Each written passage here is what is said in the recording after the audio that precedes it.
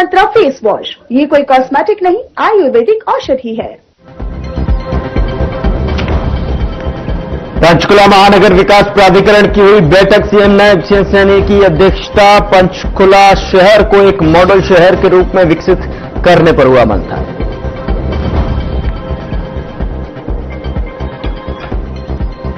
जींद में बैंक के गार्ड पर मैनेजर को पीटने का आरोप, बंदूक से मारने की भी धमकी। सीसीटीवी में कैद हुई गार्ड की गुंडागर्दी।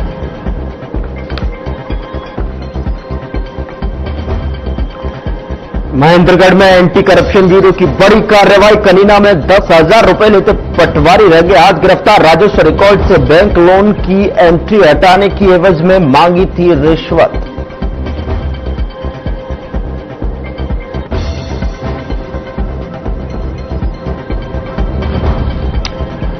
दुबई एयर शो के दौरान हुआ हादसा, भारतीय वायुसेना का विमान तेजस हुआ क्रैश। हादसे में हुई पायलट की मौत।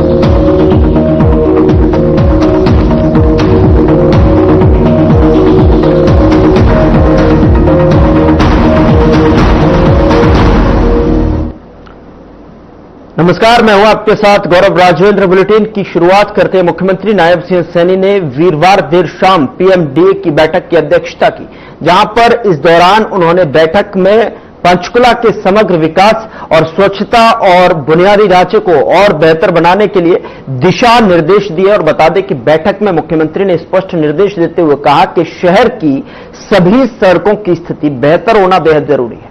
उन्होंने अधिकारियों को निर्देश दिए कि जिन स्थानों पर सड़कें क्षतिग्रस्त हैं या फिर मरम्मत की आवश्यकता है, उन्हें प्राथमिकता के आधार पर तुरंत ठीक किया जाए। पूरे शहर में गुणवत्तापूर्ण, सुरक्षित और सुगम सड़क नेटवर्क विकसित किया जाए। साथ ही उन्होंने अधिकारियों को निर्देश देते हुए साफ कहा कि पंचकुला में स्वच्छता पर विशेष ध्यान रखा जाए।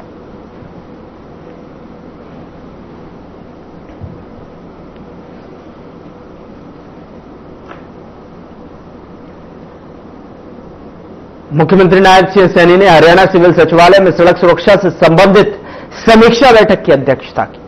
साथ ही आपको बता दें कि मुख्यमंत्री ने कहा कि स्कूली बच्चों की सुरक्षा में कोई भी समझौता नहीं किया जाएगा। उन्होंने अधिकारियों को निर्देश दिए कि स्कूल के बच्चों की सुरक्षा से संबंधित नियमों का कड़ाई से पालन कराया जाए।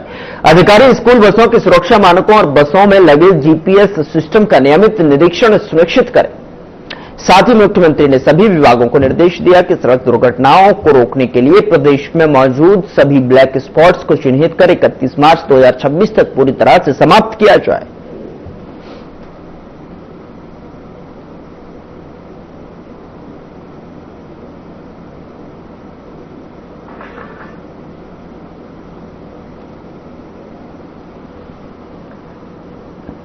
उधर दुबई एयर शो में प्रदर्शन के दौरान भारत का एक तेजस लड़ाकू विमान क्रैश हो गया और इसमें सवार पायलट की मौत हो गई है। वीडियो में नजर आ रहा है कि आसमान में कालाबाजियां करते हुए तेजस विमान अचानक से जमीन से टकरा गया और फिर जोरदार ब्लास्ट हुआ, जिसके बाद सिर्फ भीषण आग की लपटें उठती दिखी। आपातकालीन टीमें घटनास्थल पर पहुंच चुकी हैं। यह हादसा स्थानीय समय के अनुसार दोपहर 2:10 पर हुआ, जब हजारों दर्शक विमान के करतब देख रहे थे।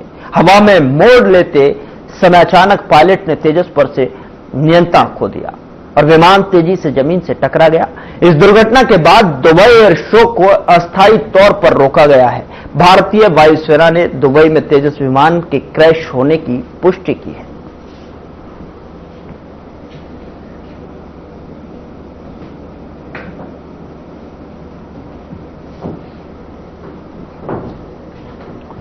उधर जुलाना कस्बे की Jind central cooperative bank limited Jind के मैनेजर को गार्ड द्वारा पीट कर घायल करना और बंदूक से मारने की धमकी का मामला सामने आया है।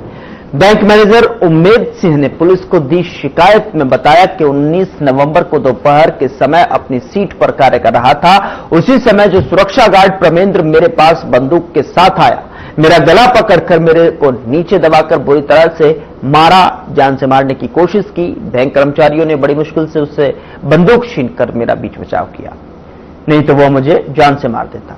सीसीटीवी फुटेज में भी साफ नजर आ रहा है, जिसमें वह कुर्सी उठाकर मेरे ऊपर वार कर रहा है। पुलिस ने सुरक्षा गार्ड परमेंद्र के खिलाफ मामला दर्ज कर आगामी जांच शुरू कर दी है। जुलाना थाना प्रभारी विक्रम जोशन ने बताया कि Jind central cooperative bank limited Jind के मैनेजर 2 बार शिकायत की गई है, जिसमें कोऑपरेटिव बैंक के गार्ड द्वारा मैनेजर के साथ मारपीट का मामला सामने आया है और सीसीटीवी फुटेज ली गई है, जिसके तहत मामला दर्ज कर आगामी कार्रवाई अमल में लाई जा रही है।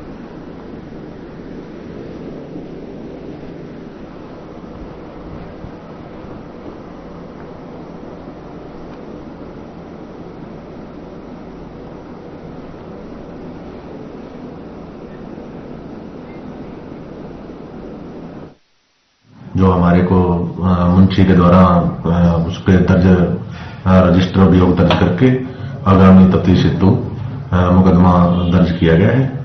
जो ये मामला कोऑपरेटिव बैंक का है, जहां पे गार्ड द्वारा एक मैनेजर के साथ हत्थापाई का जो भी उसने लड़ाई झगड़ा किया है, उसकी भी हमने वो फुटेज वगैरह देखी है, जिसके तहत ये मुकदमा दर्ज किया गया है। सर, क्या कोई इसमें बंदूक वगैरह दिखाई गई है? अभी उसकी फुटेज वगैरह जो आई है, इसके अलावा और फुटेज चेक करेंगे। जो फुटेज अगर और उसमें असले का कोई असला ताड़ने का अगर कोई शख्स आएगा तो उस हिसाब से कार्रवाई अमल में लाई जाएगी। यहाँ में गनमैन था जो ठेके में लगा हुआ था जी, जो गांव बतौली का परमेंद्र नाम है। उसने आते ही मैं अपनी सीट पर बैठा था, एकदम हमला बोला और मेरी हाथ पर बहुत जबरदस्त चोट लगी हुई। और वो जो हमारा स्टाफ था, मैं उसका धन्यवाद देता हूं, नहीं तो गोल चलाने की उसने ताकि वो छे नहीं गई। किस बात को लेकर झगड़ा हुआ था? झगड़ा कोई खास नहीं था। मैंने ये कहा 10:15 से 5:15 तक ड्यूटी देनी पड़ेगी, वो ड्यूटी में मेरा टाइम ही नहीं है।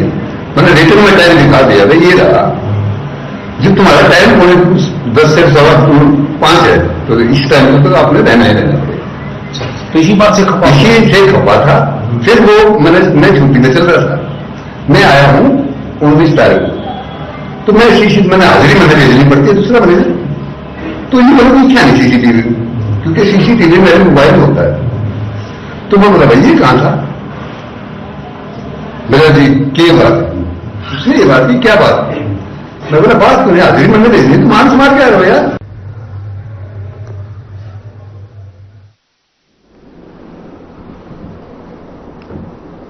उधर होडल के राष्ट्रीय राजमार्ग 19 पर रेलवे चौक के पास एक भीषण सड़क हादसा हुआ है, जिसमें 3 कारों और एक ट्रक और एक टैंकर की टक्कर में टैंकर चालक और ट्रक चालक और कार में सवार एक महिला की मौत हो गई, जबकि कई लोग गंभीर रूप से घायल बताए जा रहे हैं। सूचना मिलते ही होडल थाना प्रभारी पुलिस बल के साथ मौके पर पहुंचे और मृतकों के पोस्टमार्टम के लिए जिला अस्पताल और घायलों को उपचार हेतु निजी अस्पताल भेजा गया।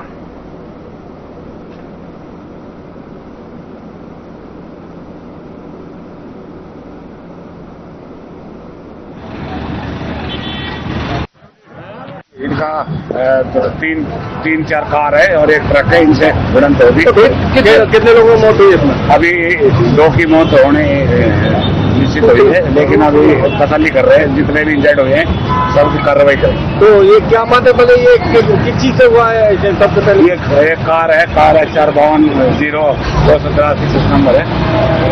इस तरह की ये टैंकर कहाँ से आ रहा था और कहाँ जा रहा था? पूना से आया है, ये मथुरा जा रहा था। तो खाली है क्या? खाली टैंकर। भाई साहब क्या नाम है आपका? राहुल कुमार। राहुल जी, क्या जो दुर्घटना हुई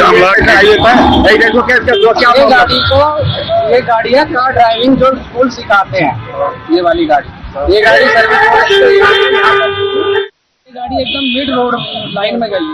वो गाड़ी अपनी गाड़ी से आ रही थी, तो गाड़ी को ये जाके लगी, ये हिट हुई है। वो गाड़ी अनकंट्रोल रोड पे गई है। उस रोड पे 2-3 गाड़ियां आपस में एकदम धड़ धड़, क्योंकि ये बड़ा वाला कैप्टन अनकंट्रोल था।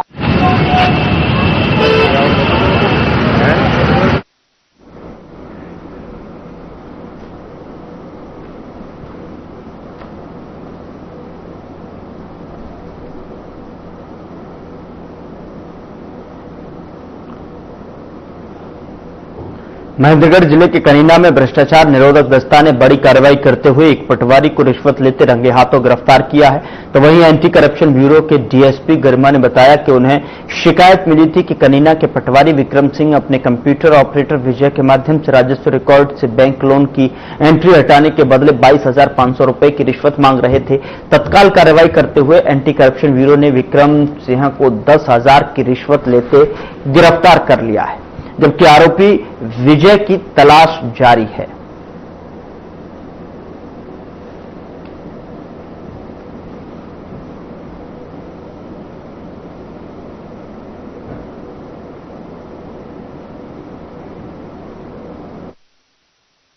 State vigilance and anti corruption bureau Gurgaon में कल जो है शिकायतकर्ता ने एक शिकायत की कि उनके पिताजी का किसी बैंक से लोन लिया हुआ था और उस लोन की राजस्व रिकॉर्ड से एंट्री हटाने के लिए हल्का पटवारी कनीना विक्रम सिंह जो है उनसे 22,500 रुपए रिश्वत की डिमांड कर रहा है। और उन्होंने विक्रम सिंह ने अपने साथी विजय कंप्यूटर ऑपरेटर से इस काम के लिए मिलने के लिए कहा शिकायतकर्ता को। और शिकायतकर्ता जब विजय से मिला तो उन्होंने 2,000 रुपए उनसे ले लिए और बाकी रुपए के लिए अभी उनसे डिमांड की जा रही है।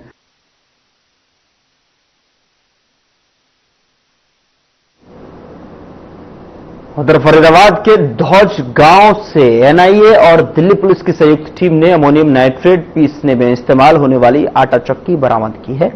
इसके साथ ही धातुएं पिघलाने वाली इलेक्ट्रॉनिक मशीन भी टीम ने जब्त की है। यह कार्रवाई मुजम्मिल गनी की निशानदेही पर एक कैब ड्राइवर के घर की तलाशी के दौरान की गई। टीम को शक है कि आतंकवादी इन मशीनों का इस्तेमाल विस्फोटक सामग्री तैयार करने में कर रहे थे। कैब ड्राइवर को पूछताछ के लिए हिरासत में ले लिया गया है और जबकि बरामद उपकरणों को फॉरेंसिक जांच के लिए भेज दिया गया है।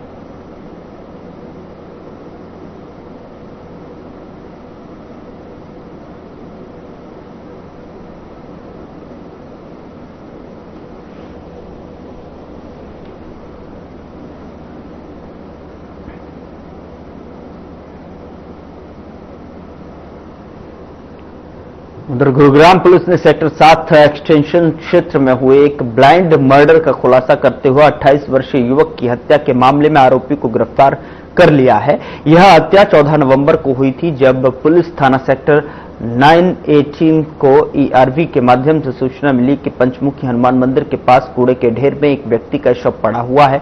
सूचना पर पहुंची पुलिस ने जो है मौके का निरीक्षण किया और एफएसएल, डॉग स्क्वाड और क्राइम सीन टीम के मौके पर जो है सबूत इकट्ठे करवाए।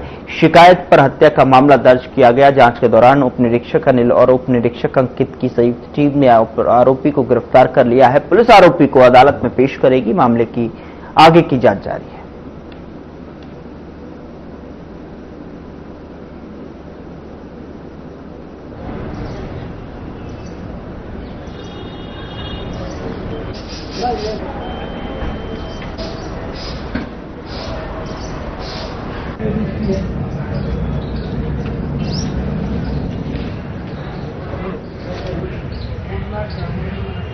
देखिए 14 तारीख को हाउसिंग बोर्ड के बाहर एक मर्डर हुआ था। एक कमोद नाम के युवक की पत्थर मारकर हत्या कर दी गई थी, जिस संबंध में पुलिस की अलग अलग टीमें लगातार काम कर रही थी। तो आज ये पालन विहार की टीम ने जांच करते करते और आरोपी को काबू किया है। आरोपी की पहचान किसकी? जी, आरोपी पुनीत उर्फ टिल्लू है, जो पहले ज्योति पार्क में रहता था। क्या कारण निकल कर आया है? ये आरोपी है, वो रोड के ऊपर ही सोता है अपना अलग से, रोड के जो फुटपाथ है वहां पे सोता है। तो आरोपी ने जो जैसा बताया कि रात को वो इसके रजाई में घुसने की कोशिश कर रहा था, सुबह उसमें मृतक। तो इसने उसको आगे जाने के लिए बोला, भाई मेरे को परेशान ना कर। इसने बताया कि वो ज्यादा नशा किए हुए था और वो आगे नहीं जा रहा था, तो ये खुद भी आगे जाके चला जाता है। उसके बाद मृतक दोबारा से इसके पास जाता है, जिसकी वजह से इसे गुस्से में ईंट उठा के उसको मारा, पत्थर मारा और पत्थर से उसकी हत्या कर दी। 14 तारीख को गुरुग्राम सेक्टर 9 थाना पुलिस को एक सूचना मिली कि सेक्टर 7 एक्सटेंशन के पास एक लावारिस शव कूड़े में पड़ा हुआ है। गुरुग्राम पुलिस वहां पर पहुंची और तफ्तीश शुरू कर दी। तफ्तीश पालम विहार पुलिस, क्राइम ब्रांच और सेक्टर 9 थाना पुलिस ने की और आज उस आरोपी को गिरफ्तार किया, जिसने मृतक के मुंह पर, फेस पर पत्थरों से वार कर उसकी बेरहमी से हत्या कर दी। अब आपको बताते हैं कि पूरी घटना क्या थी जो पुलिस ने बताया। जो मृतक है वो अपने भाई के पास रहने के लिए आया था और जो आरोपी है वो भी पास ही ज्योति पार्क में रहता है, लेकिन बताया जा रहा है कि नशे का आदी है और इसी के चलते वो हनुमान मंदिर के पास वहां पर रजाई लेके सो रहा था। और ऐसे में आरोपी ने बताया कि वो मृतक लगातार उसको तंग कर रहा था, उसकी रजाई में घुसने की कोशिश कर रहा था। उससे तंग आकर वो वहां से जगह को छोड़कर दूसरी जगह चला गया। उसके बावजूद भी जो मृतक था वो उसकी रजाई में फिर जा घुसा। इसी गुस्से को रखते हुए, इसी रंजिश को रखते हुए आरोपी ने बड़ी बेरहमी से उसकी पत्थरों से पीट पीट कर हत्या कर दी और सबको कूड़े में फेंक दिया। जिसके बाद ये पूरी गुत्थी आज क्राइम ब्रांच पालम बिहार और सेक्टर 9 थाना प्रभारी की लीड से और आईओ की लीड से ये सुलझा ली गई है।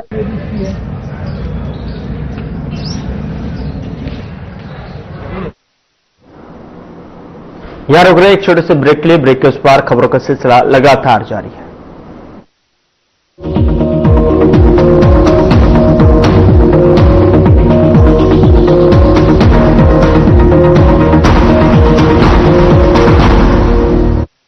लोग सेहत बनाने के लिए क्या क्या नहीं करते, जिम जाते हैं, कसरत करते हैं, काजू बादाम प्रोटीन के डिब्बे तक घोल घोल कर पीते हैं, फिर भी उनकी सेहत नहीं बनती क्योंकि उनका पाचन तंत्र खराब है। और जब तक के पाचन तंत्र दुरुस्त नहीं होगा वो जितना मर्जी अच्छे से अच्छा खा ले उनकी सेहत नहीं बन सकती। इसलिए हमारी संस्था सन्यासी आयुर्वेदा ने एक ऐसी दवा का निर्माण किया है जो कि आपके लिवर को, आपके पाचन तंत्र को दुरुस्त करने का काम करती है, ताकि आप जो भी खाएं उसका पूरे का पूरा निचोड़ आपके शरीर को लगे, आपकी भूख बढ़े, खाया पिया सही से लगे, नया खून बने, हड्डियों में जान आए, वजन बढ़े और आप मोटे तगड़े खूबसूरत पर्सनैलिटी के मालिक बन जाए। सिर्फ 655 रुपए की पूरे 1 महीने की दवा होती है और आप इसे घर बैठे 01145454545 पर फोन करके दवा मंगवा सकते हैं। जॉइंट पेन के लिए डॉक्टर ऑर्थो ऑयल के अमेजिंग रिजल्ट सबको पता है, पर क्या आपको पता है कि पुराने और ज्यादा बिगड़े दर्द के लिए डॉक्टर ऑर्थो ऑयल के साथ साथ डॉक्टर ऑर्थो कैप्सूल्स को भी रेगुलर यूज करना चाहिए। ये कोई टेम्पररी पेन किलर नहीं, आयुर्वेदिक औषधि है। मेहनत और समर्पण के प्रतीक अन्नदाताओं को डबल इंजन सरकार ने दी है नई पहचान। कर्मयोगी सरकार ने किया है वो दमदार काम जो दशकों तक था सिर्फ सपना। उत्कर्ष के इन 8 वर्षों में गन्ना किसानों को किया गया है रिकॉर्ड 2,90,000 करोड़ रुपए से अधिक गन्ना मूल्य का भुगतान। वर्ष 2007 से 2017 तक हुए भुगतान से यह 1,48,000 करोड़ रुपए है अधिक।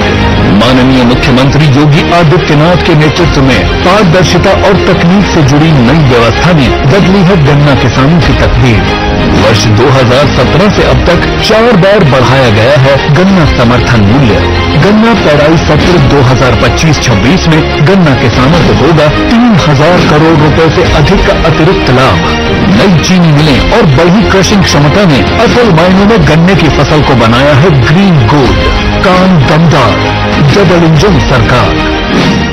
क्या रंग खिला, क्या रूप सजा, मैंने ही नहीं दुनिया ने कहा।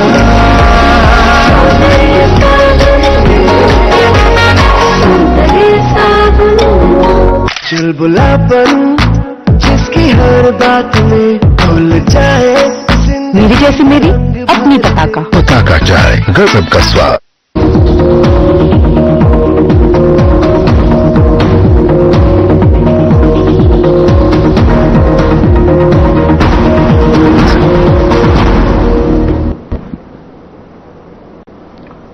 ब्रेक के बाद स्वागत है आपका। खबरों में आगे बढ़ते हैं। लीड राइटर वेलफेयर एसोसिएशन के अध्यक्ष प्रदीप शर्मा ने प्रेस वार्ता की और इस दौरान उन्होंने सरकार की पेपरलेस रजिस्ट्री प्रणाली पर सवाल उठाए हैं। दरअसल आपको बता दें कि अध्यक्ष प्रदीप शर्मा ने कहा कि यह प्रणाली पूरी तरह से पेपरलेस नहीं है और कई जो है समस्याओं का सामना कर रही है, जैसे ओटीपी की जो है समय पर न मिलना और दस्तावेजों की बार बार मांग करना। उन्होंने सुझाव दिया कि आधार और पैन कार्ड जैसी जानकारी पहले से ही ली जानी चाहिए, जबकि जमाबंदी जैसे दस्तावेज पहले से विभाग के पास होते हुए भी फिर से मांगे जा रहे हैं। प्रदीप शर्मा ने बताया कि साइट पर तकनीकी समस्याएं और अवैध दस्तावेज संदापन और संपादन की घटनाएं बढ़ रही हैं, जैसे रोहतक में हुआ था, और एसोसिएशन ने सरकार से अपील की है कि पेपरलेस रजिस्ट्री को कुछ समय के लिए बंद कर सुधार किया जाए और अवैध तरीके से रजिस्ट्री बनाने वालों पर भी कड़ी कार्रवाई की जाए।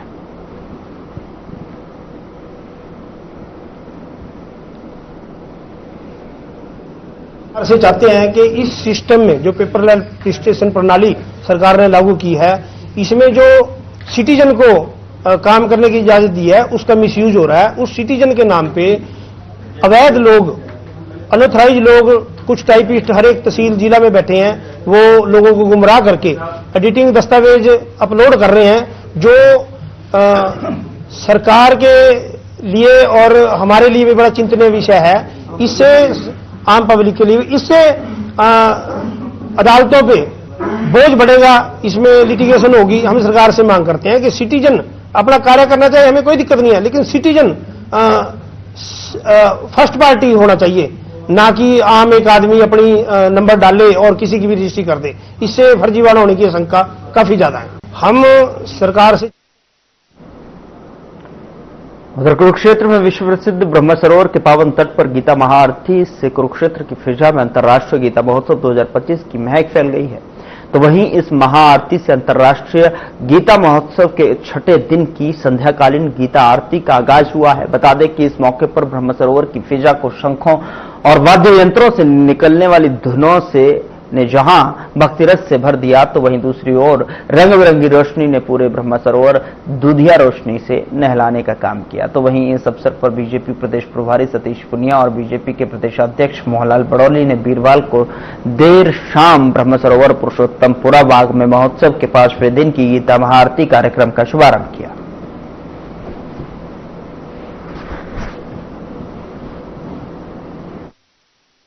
ये गीता जयंती अंतर्राष्ट्रीय महोत्सव जो 5 दिसंबर तक चलेगा, और गीता सभी धर्मों की जननी है, और जिस गीता का संदेश भगवान श्री कृष्ण ने इसी कुरुक्षेत्र की भूमि से दिया है, आज उन्हीं का अनुसरण करते हुए हमारी सरकारें भी बहुत बड़े स्तर पर कार्य कर रही हैं।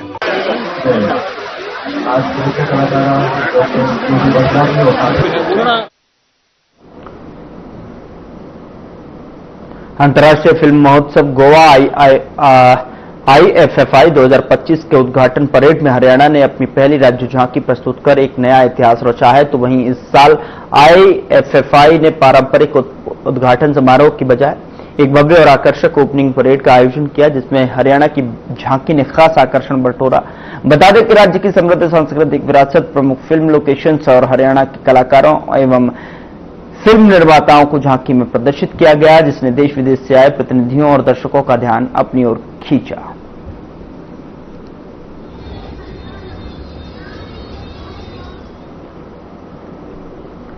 फिलहाल बुलेटिन में इतना ही। नमस्कार।